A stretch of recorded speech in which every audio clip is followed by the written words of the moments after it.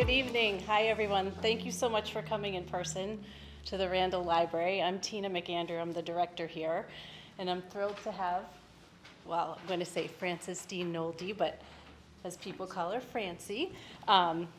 She gave me a little bit of her bio to read, and I kind of picked and chose what I wanted to say. So I said, Francie never learned to fly, but the influence of her mother finally pushed her to share her memories and stories of her mother's life with the hope that they will motivate other women to fly, literally and figuratively. Francie has spent her life as a teacher, a proponent of education, businesswoman, licensed marriage and family therapist, bereavement counselor, and end-of-life doula. She earned an MA in English at Middlebury and an MBA at UNH. As she wrote this book, she also co-chaired her town's sustainability committee as an activist combating global warming and continues her studies of Tibetan Buddhist teachings. Francie spends as much time as she can keeping ties with her 2 daughters, 5 grandchildren, stepchildren, and step-grandchildren, and she lives with her husband and editor of her book, Hugh Fortmiller, in their 1760 home west of Boston. So, without further ado, Francie Nolde. Thank you. You're welcome. Thanks to everyone for being here. I have a friend who lives in Stowe. Some of you know Barbie, and she said, Francie, not too many people go to the readings off and on. She said, I came once and I was the only person there. So it is really meaningful. Thank you to have you all here. I would do it for any one of you if you came alone. I really would. I'm particularly grateful to you, Tina, for opening the library to my readings. Thank you. Thank you for coming. And I also want to thank my husband, Hugh, for his contribution to the book. As editor, believe it or not, we did this without couples counseling, he likes to say. And over COVID, we put this book together.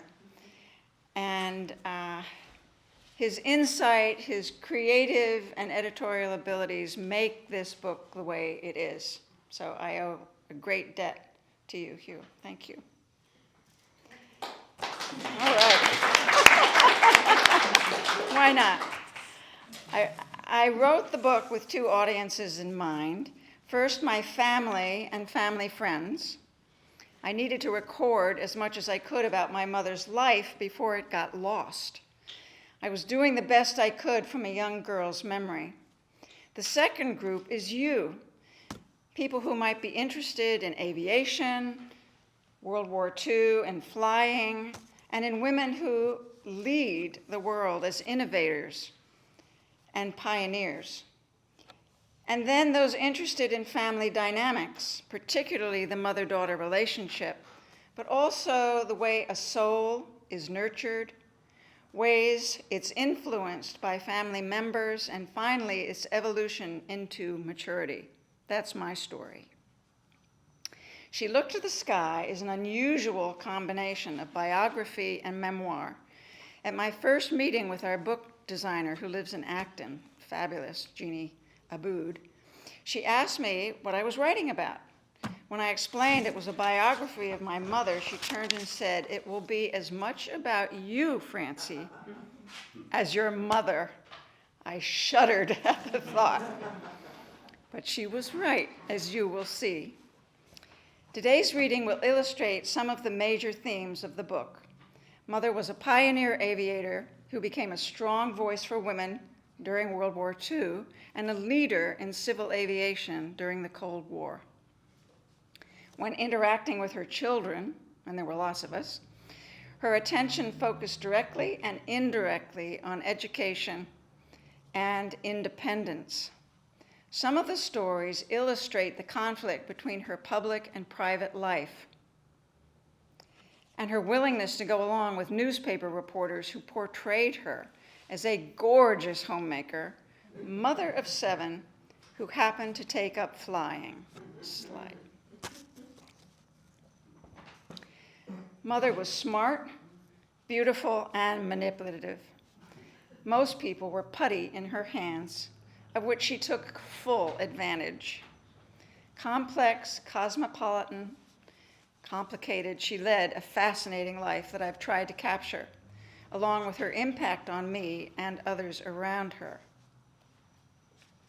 At 16, she entered Oberlin Conservatory, now called Oberlin College, in Ohio to pursue a career as an opera star, only to leave in her first semester when her mother became terminally ill. After her mother died that summer, she stayed close to home, and then her father said, "No going back to Oberlin, you're going to go to Syracuse University," something she never forgave him for, ever.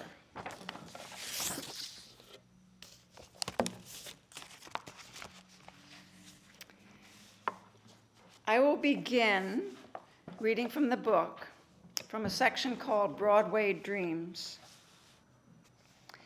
As she was graduating from Syracuse in 1923, Franny was thinking of marrying her college sweetheart, Karki Brown.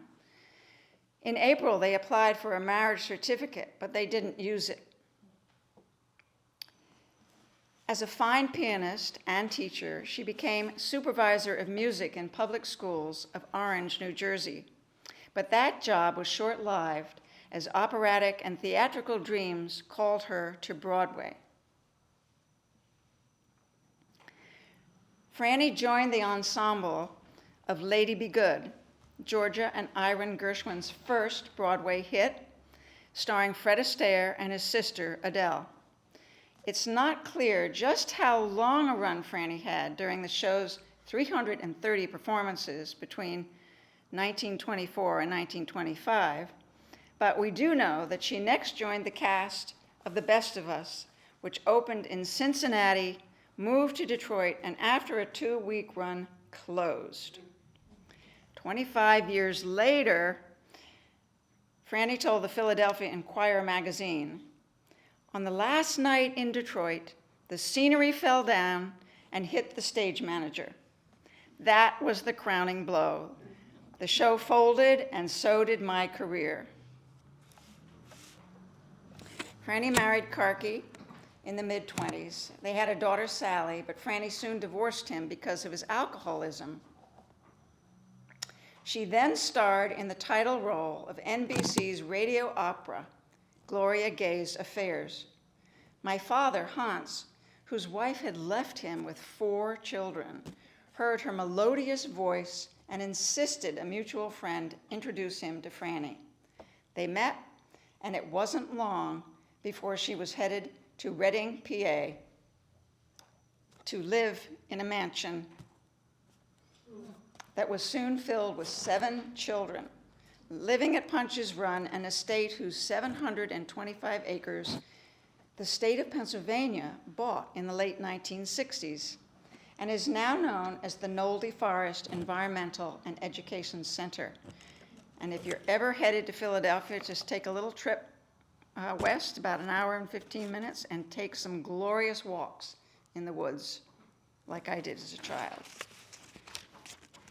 It's worth the effort. My father's interest in aviation manifested when he helped establish Reading's first airport. Taking flying lessons himself, he must have convinced Mother to try her luck. She immediately fell in love with flying. I will read how that affected her and me. This is from a section called Mother Flies. At the age of 39, with a brood of 7 children, from little ones to young adults, Mother began flying lessons. In the summer of 1941, I was 4.5. Every morning, I climbed onto the radiator in my brother Jake's room to look out the window to watch Mother get into her black Buick convertible with red leather seats and slowly gain momentum around the circle to drive off, while I cried and cried and called for her not to go. No one heard me or responded to my tears. She was on her way to the Reading airport. Each day was the same. I feared she would not return, and when she came home at night, I knew I would have to watch her leave again. It took me months to outgrow the pain. When World War II prompted gas rationing, Mother soon stopped driving her Buick and bought a flashy motor scooter with a sidecar.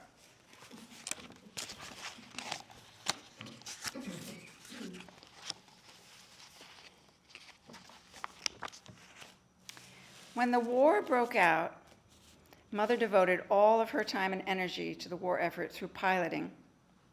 And Daddy's textile factory was manufacturing products for soldiers and classified weaponry 24/7. This is from the chapter Responding to War. Early in 1942, Franny joined the Civil Air Patrol, it's known as the CAP, as a charter member of Reading Squadron 22. In October, she became Reading CAP Courier Commander, the first woman in the nation to hold such a position. Hans brought Franny a succession of planes, starting with a Piper Cub, much like this one that her friend Bevo Howard flew. He was an acrobatic pilot who flew in the Reading Air Show that she ran. She then bought a larger Fairchild 24 to accommodate her role in the CAP, and finally, Ryan Navion's 7 in all called Raposa. Tell us, it looks like you're reading sort of a notebook that you kept as you wrote, that you're reading out of now. What I'm reading from is the actual book with my notes to explain what I'm reading about. Okay, thank you. Yeah. So, great question. Thank you. This is a section from a chapter called Powder Puff Derby. Franny competes. In 1948, after flying for 7 years, Franny decided to enter the Powder Puff Derby, an all-women's transcontinental air race. She had become so well known as an outstanding pilot that the manufacturer of Ryan Navion hoped to promote sales by asking Franny to race their newest single-engine plane 2,500 miles from Palm Springs, California, to Miami. She was thrilled to see the inscription on the side of the plane. Ryan Navion, Aviation Consultants, Inc., Reading, PA. She had become the consultant's director of public relations. Sleek, with low-slung wings, the maroon plane overshadowed the others with its power and maneuverability. It was the best plane she had ever flown. As they set off from Palm Springs, they were flying a straight line to Tucson, but into headwinds of 40 miles per hour, unusual for flights heading east. In her journal, she writes, Tucson radio reported severe thunderstorms in the El Paso area, which, coupled with headwinds, would have allowed me too little margin of gasoline to weave around storms or to return to another airport. I whipped into a small field a few miles ahead, gassed the airplane, and was off in 8 minutes. The headwinds continued, and so did the reports of thunderstorms. I began to see them 100 miles west of El Paso. It looked like great columns of rain pouring out of a boiling mass of cumulus clouds. Zigzag stripes of lightning appeared so bright it took my breath away. But the storms were scattered, enough for me to bypass them, and I approached El Paso from the south while a great blackness hovered over the west of the city. Franny landed safely to learn that the next pass was closed. The pilots decided to take off the next morning and get some sleep. Up again at 3 a.m. and on the runway at dawn, Franny didn't see the other pilots again until they met in Miami. She flew above the next mountain pass by climbing to 14,000 feet over broken clouds, but she still faced headwinds. Then she noticed, as she writes in her journal, the engine wasn't purring so smoothly. The carburetor heat and mixture control didn't help any. No, it wasn't my imagination. A magneto check gave me a thrill. The left one was completely out. I was chugging along nicely on the right one, and although breaks began to appear in the clouds beneath me, I decided to stay with my flight plan, which took me to Waco, Texas. Over San Angelo, the clouds became scattered, and soon after that, the sky was clear.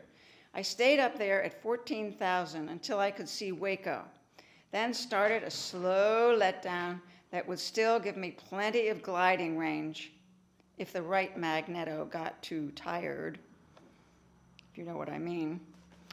At 9:04, I taxied up to the Waco Aviation School hangar where the chief mechanic and 2 others went to work at once on that magneto. And by the way, an airplane's magneto ignites spark plugs to fire the engine.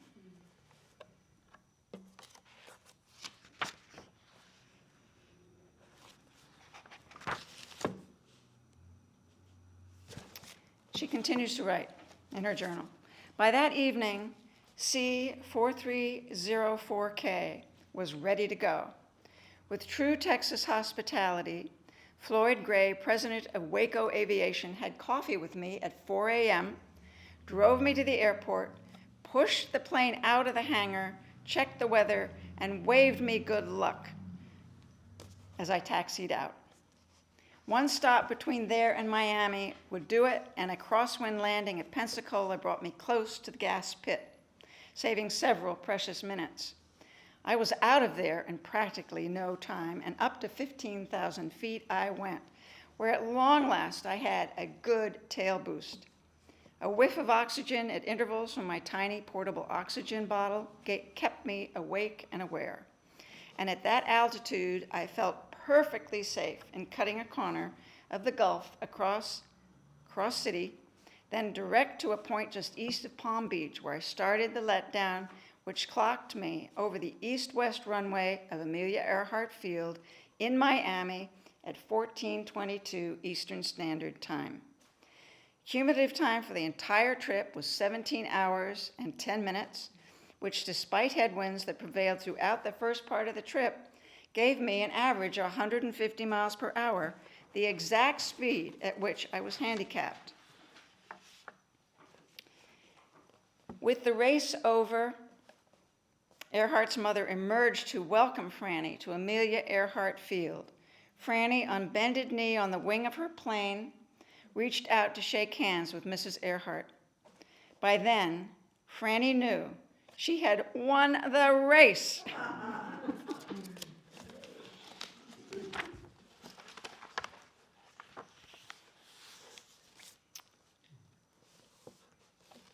This next section returns to Mother Flies. When in the air, Franny said she was in heaven, often alone in total repose, with all the household worries below her. While she often said she learned to fly in order to surpass her father's accomplishments in racing pacers, or to keep up with her children who were sure to become pilots, she finally admitted she loved being in the sky as a peaceful relief from the melee of 7 children. The reasons didn't matter. She had found her place in the blue skies. She was addicted. When I was graduating from high school, it was a boarding school, the whole school gathered outside ready to march to the baccalaureate service, seniors first in their caps and gowns. Mother was late. Her solution was to buzz the school, circling very low and tipping her wings to salute the occasion. Despite my embarrassment, students and faculty cheered and waved as she flew by. Oh, Mother.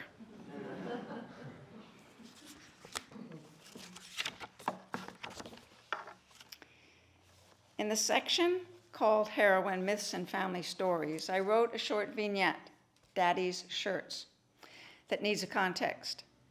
Mother felt she had to portray herself as a domestic woman, something the culture expected of her.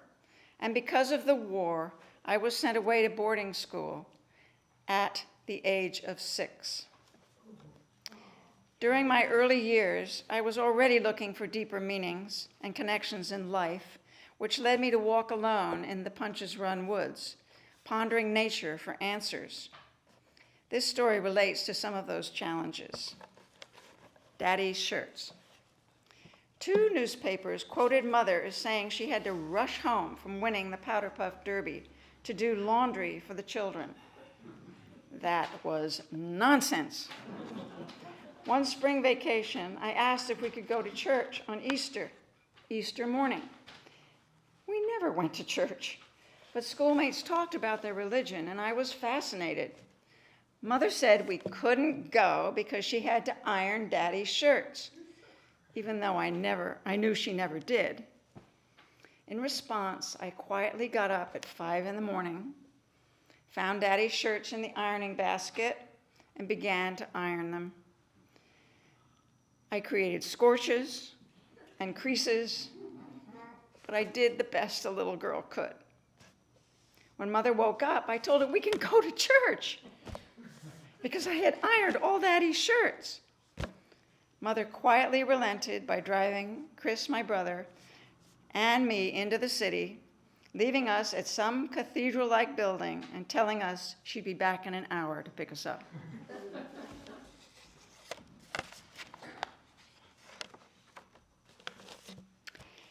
After my parents were divorced in 1952, we left Punches Run, and Mother found the perfect job in Washington as Director of General Aviation for the Department of Commerce. The next section is called Preparing for World War III, and it describes her role. She was responsible for planning the mobilization of commercial and private planes in case of a national emergency, a euphemism for war. She counted on these planes to reinforce and support military war efforts. Overall, she was responsible for the Civil Air Reserve Fleet and the National Emergency Airlift Plan. One tattered newspaper clipping begins with the headline, "Over entire U.S., woman heads air mobilization." So let me sum up Franny's career as a pioneer pilot. She started out as a World War II Civil Air Patrol commander, held the most solo flying hours for a woman for a while, was a winner of an early transcontinental all-women's air race, and eventually became a full colonel in the CAP, the highest rank allowed a woman at that time. She was in charge of the women's program. She ran the Reading Air Show that became the best in the nation. Her hometown named their airport after her in 1950.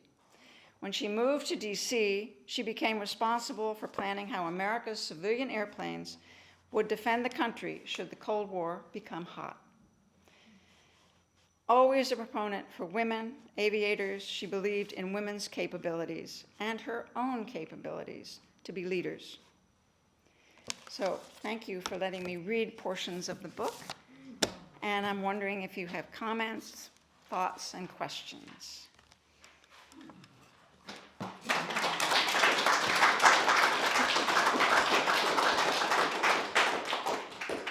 Nancy.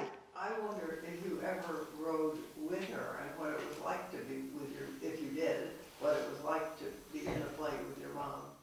Did I ever ride in the airplane with my mother? And what was that like for a little kid? I rode in that plane like it was a bicycle going all over town. We went everywhere in the airplane, pretty much. We lived far out in the country, and we were all sent away to boarding school, so we had to fly there, and so on and so forth.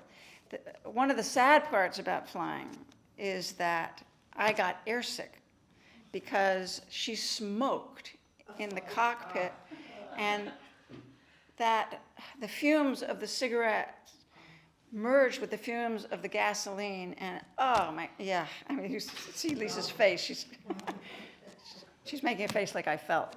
So I had to beg my mother not to smoke when we were flying, and she did give up smoking, and so it made it a lot better. Of course, when my brother, Chris, he and I were the 2 caboose kids. We came along at the end of the other 5, the older 5. So my brother Chris had to accompany me everywhere. He was my bodyguard, in a sense. But he also was very demanding, so that when he and I flew together with my mother, just the three of us, he always insisted that he be in the co-pilot's cockpit seat and never let me sit up front. But when I started feeling sick, my mother said, you in the back, Chris. They called me Toonie, if you can believe it, for Petunia.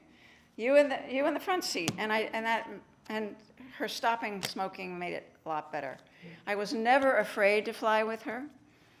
I did ask her once, what if this engine conks out? What do we do?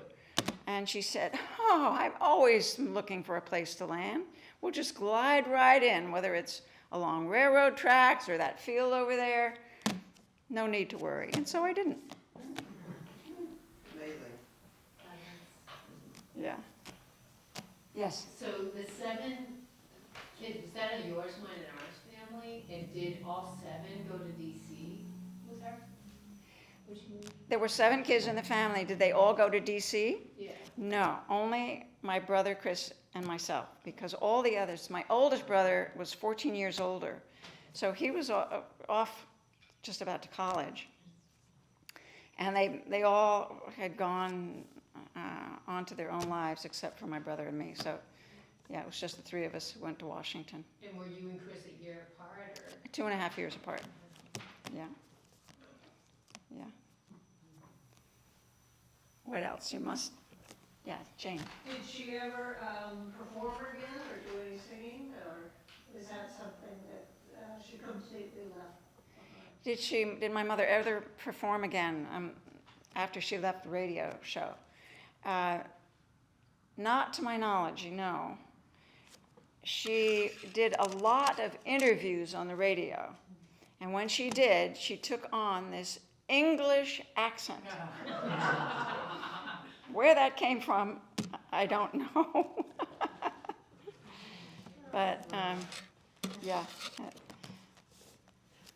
Did any of your siblings become pilots? Did any of the siblings become pilots? My brother Chris wanted to be a pilot. And when he signed up and went into the armed services, he signed up with the Air Force to become a pilot. And they did the normal physical, and he learned that he was colorblind. You can't tell the difference between red and green when you're colorblind, which also explained why he came home when we were kids picking strawberries with no strawberries in his bucket. And we accused him of eating them all. And he kept saying, no, no, no. But he didn't know why he couldn't find the strawberries. None of us did. It's because he was colorblind. But my sister Jeannie, there was John, Barbara, Jeannie, and Jake, the 4 older ones. Jeannie moved to Wyoming right after college, and she never came back. And she did learn to fly. She had her own airplane, and when the winters became pretty tough in Wyoming, I think increasingly as she got older, she would fly from Wyoming to Mexico to the Baja for the winter. And she would land on the beach right in front of her home, and she told me that she would get groceries by hopping into her airplane and flying about 6 minutes to a grocery store. Yeah. But nobody else. You had a question, Jonathan. No, sir. That was the same question. Yes. You said she called her airplanes the same name, Raposa? Yes. Where did that name come from? I don't know the origin of Raposa. She had 7 airplanes. It was Raposa 1, 2, 3, 4, 5, 6, 7. And I think it just conveyed and reminded her about the sense of peacefulness that she felt when she was in the air. Like a sense of repose. Yes, Yeah. like repose, which is the calm center. Yeah. Yeah. She was. Did she ever have a crash? Did she ever have a crash and live to tell the story? Yeah. Yeah, right. She never had an accident. Wow. No. Good for her. Wow. We had, I remember 2 incidents flying with her that were very scary. One was she flew me up to see the school in Andover, Massachusetts. The winds were 55 miles an hour, and she was advised not to fly because the winds were too strong. And she said, "Oh, don't worry, I can handle this." And so we drove up in bouncy winds, and then we had to get back home, back to Pennsylvania, in those winds, and it was rather frightening. The other time was I don't know where we were, but we were flying back to Washington, and we were coming into the National Airport, and she was about a mile behind a jetliner. And this is very early days of jet engines. We had no idea. And the turbulence from that jet engine from a mile away, my head hit the top of the cockpit of the airplane, and that was pretty scary. And so we kind of pulled back a little bit, pulled back a little more, gave us a little more space. But we never crashed. Yeah. Did you have oxygen also? I mean, or was that just when she was going over the high passes that she would have oxygen in the cockpit? Did we ever use oxygen when we were flying on these daily trips? And no, we didn't. Yeah, it was when she was going over these mountain passes, and also they were, this air race was a timed air race, so she was trying, I think, to get up to an altitude where she could fly faster, and then needed the oxygen for that. Yeah. Is this how she generally dressed to fly? With the high heels and the... That is a great question. No one has asked that question of all the times I've given the readings. I'm sorry. Did my mother always get dressed up like this to fly? She always wore a hat. She always wore gloves. She always had a pocketbook and high heels and a hat box. She had this huge hat box that went everywhere with her. And the hat box, in a way, is a character in the story. If you read the book, you'll find the hat box there. There's quite a lot to tell you. Yeah, thank you, Hugh. Yeah. What year was she born? She was born in what year was my mother born? She was born in 1902. She lived to be 93 years old and died in 1995. Yeah. And her smoking and her drinking finally caught up with her, but she did pretty well until the last year or two of her life. Yeah. This is a comment as you talking about how she dressed and so forth. I went to Middlebury College too, by the way, and I have two daughters who live in Vermont. Mm-hmm. And after my husband died, I didn't want to drive, and so I took little planes, and I took the one that I've ended up with is Cape Air, which flies to Rutland. And so, it's full when it has 7 people in it. Yeah. And so the first time I flew on Cape Air, there was a pilot and a co-pilot, and the pilot was a woman, and she had a ponytail. And so very, very casual, a very different kind of get-up than your mom. Yeah. Could you all hear that about Cape Air and Nancy flying, up to Vermont? Yeah, that's a fun story. Yeah, when I go on a major airline, I'm always looking for a woman in the cockpit, or waiting to get onto the airplane and looking for the stripes. Yeah, and they're not that many really, but there are women flying definitely. Jonathan. My sister flies for Delta. Sorry? My sister flies for Delta. Oh, Jonathan's sister flies for Delta. Yeah, I just thought I should say that. Fantastic. Yeah, she's gonna love your talk. I have to Oh, good. tell her about it. All right. She had a hard time, I know, with other pilots. The glass ceiling, Yeah. difficulty of getting ahead. Yeah. She had a hard time. Yeah. Wow. Well, that's good to know. Dottie, What age did she stop flying?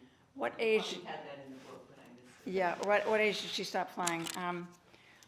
I would say in her late 60s. Yeah. And was there a reason she stopped? I'm just curious. Yeah, well, when we moved to Washington, she was not able to fly as often. I guess the question is what happened at the end and made her decide to sell the airplane, which is what she did. She couldn't fly as often, so she was 50 when we moved to Washington, and in her 60s, she decided to sell a half share of the airplane to another pilot, so that the plane, it's really important to maintain and fly the airplane. You've got to keep it going and keep it in good shape. She always said to me, well, actually, she said, if there's ever a crash, it's pilot error, not a problem with the airplane, because everybody makes sure that their airplane is well maintained. Yeah. So she sold half a share and still wasn't flying enough, so she finally sold it, gave it up in her late 60s, and that was hard for her. Yeah. At the end of the race, she had that lovely dress on. Did she fly in that dress? Which dress? When she met Gerhardt's mother, Yeah. it was striped, it's really. Oh, the question is, did she really fly in that striped dress when she came? Yeah, she was coming right, that picture was taken the moment she landed and came, yeah. It's one of my favorite pictures. I love that, because she's so enthralled, but she's so genuine. It's really lovely. Yes. Are those pictures that we just saw all in the book? Are these pictures all in the book? And yes, they are, every single one of them. Oh, thank you, look at that. Yeah, that's a Yeah. She was a rather petite woman. She was about 5'4", and then, as we all experience, yeah, she was petite. It's interesting it must be because she was very slender, but from her pictures, she doesn't look petite. I would have guessed that she was 5'6" or something like that. Yeah, she doesn't look that petite in the pictures, but she was. She's wearing those high heels. Yeah, the high heels, right. And notice, they had an extra little sole to.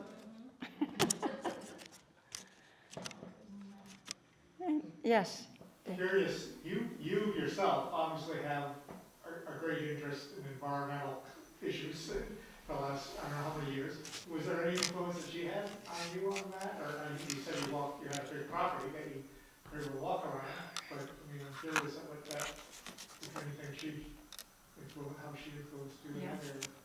Dave lives in Boxborough as well, and knows that I work on the sustainability committee, and is wondering whether my mother's influence got me particularly interested in, and it was through the land itself. I walked as a child, particularly in the summertime. I'd get up early in the morning at dawn and walk in the woods alone. And I don't know nobody suggested I do that. I was impelled to go out and experience the morning air and the trees, and I would walk and walk, and I felt so protected, and I felt totally at one with, I have to say in adult words, the universe. I mean, as a kid, I didn't know that I didn't have that vocabulary. I didn't understand, didn't know what it was, and it really wasn't until, I don't know, my 30s and 40s, it began to dawn on me. I knew all this as a child. So, yeah, it definitely comes from having been on the land and felt part of it, and it was part of me, and it still is. Yeah, it's a great question. Thank you. Is that a place to end? You've just given your mother such an honorable picture of who she was. I appreciate that. And she would appreciate that, I'm sure. You must be very proud of her. Thank you. Hard to live up to. She was hard to live up to. Live up to, But you know, she never suggested I needed to had to live up to her. They were saying how clearly I've honored my mother, and as an adult living with her, it was really tough later on, and I had to square all that away. Not once, but 2 or 3 times, a succession of times to really. And writing the book, I've been asked, was this a healing experience? And yes, it was. But she was an amazing human being, and I felt so loved as a kid, both from both parents. I mean, I remember driving along in a car, not the airplane, and she'd pat me on the knee and say, "I love you so much," and she did, and I felt it, and I knew that. And so that love I felt as a kid, and the love for the land, has shaped who I am, and I am so filled with gratitude for that. That nobody in my family was able to write this book for some reason, and I'll just tell you one other little anecdote. We had a friend of some friends. This friend gave our friends a book about barnstorming woman pilot. Her name is Pancho Barnes, and she came from Texas and flew in the 1930s, and she was quite a barnstormer, quite a lady, and I loved the book. And so I said to the friend, "My mother was a pilot." And she said, "What was her name?" And she Googled my mother, and she wrote back and said, "Your mother had an amazing life. Somebody ought to write a book." And Yeah, There you go. that was it. but she hadn't heard of her, she didn't know of her. No, so I said, "I'll do it." Yes? Did you get some good input from your siblings for the book? Did I get any input from my siblings? No, I did not. And at this point in time, I only have one brother left, and he's a lawyer. He gloms on to subjects and doesn't let it go, and I knew if I asked him, you wouldn't even see the book today. So I struggled over this issue, Dottie, because it was hard, and Hugh kept saying, "Don't you think it's time you tell your brother?" So last March, it was a year ago, I said to my brother on the phone, "I want to talk with you." And he said, "I can't talk now. I can't talk until after taxes." Okay. And I said, "I'll wait." I've tried, right? So we got the book going, and taxes came and went, and by then the book was ready to go. And I called him and said, "You really got to listen." And I said, "I didn't ask you. I purposely didn't ask you." And he said, "I totally understand." He said, "I would have held you up, held you back. I'm so glad you went ahead without me." He was so gracious and so kind. I was dumbfounded and really glad I hadn't asked him, and glad that he understood. And now, he's become, in a way, a participant in the book. So, and I'm sure he would have added things and this and that, but I said also, it's my story. You have a different story. You're a different sibling, different perspective, different life, and I didn't want to get that all mixed up. So, but it was hard. Had your brother, Chris, had he died by the time you wrote? No, he's still alive. He is still alive. My brother Chris is alive. Did he know you were writing? He wasn't the one you were. No, he's the one I called. Oh, he is. Yeah, he is the Okay. one, right? He's the only survivor. He and I, out of the 7. Like you? Excuse me? Was he the other younger one? Yes, yeah. The poor kid, I was assigned to him. He was yanked out of a school he loved to go to the school that I hated and refused to return to. And he was yanked out of there and had to go to a different school that he ended up hating, and poor kid. He was always, like we went to church that Sunday. He had to go with me, whether he wanted to or Your mother not. didn't feel that she should go. He wasn't about to go. No. So, and I'm sure you all have sibling stories and parental stories, and yeah, so it brings up a lot of that. Yeah. Great job, Francie. Thank you.